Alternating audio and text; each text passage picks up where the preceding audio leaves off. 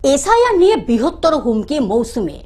SIR নিয়ে মুখ্যমন্ত্রীর কৈফিয়তের দাবি না হলে আগামীতে বৃহত্তর আন্দোলনের হুমকি মৌসুমের।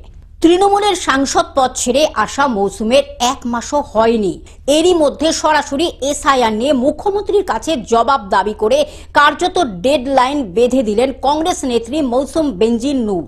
আমি এসআইআর করতে দেব না কি বলেছিলেন তো, যে এসআইআর করতে দেব না। তারপর কি হলো?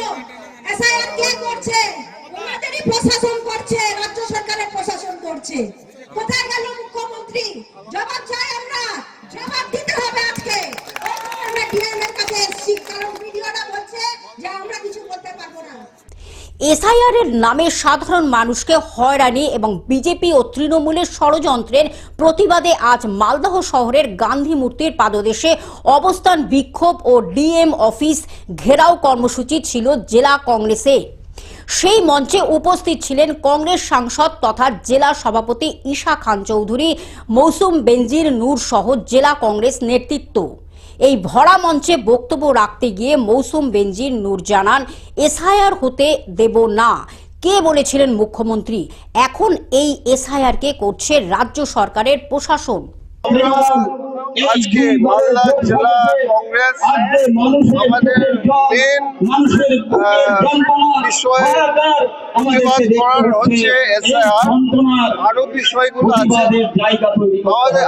আমরা বলতে চাইছি যে যখনই ইলেকশন আসবে আপনি দেখবেন বিজেপি টিএমসি সবসময় এমন একটা বিষয় তুলবে, ওই বিষয়টা মানুষদেরকে হয়রানি করবে।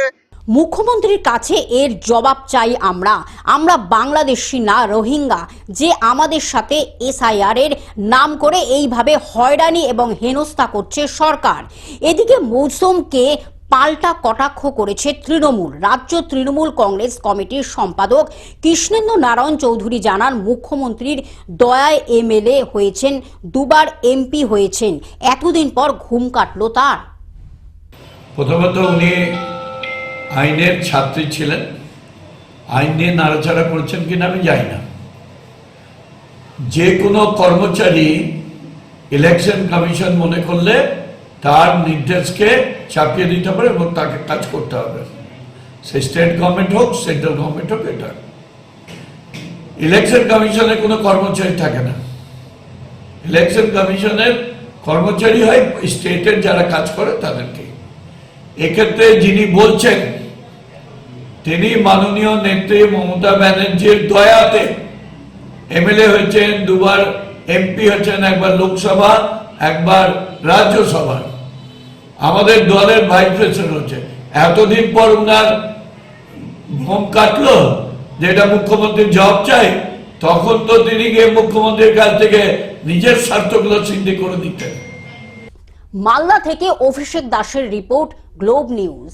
এখন থেকে গ্লোব টিভি দেখুন আপনার স্মার্টফোনেও। গুগল প্লে স্টোর অথবা অ্যাপল স্টোর থেকে ডাউনলোড করুন গ্লোব টিভি লাইভ অ্যাপ। এছাড়া জিও টিভি অ্যাপ থেকে দেখুন গ্লোব টিভি লাইভ।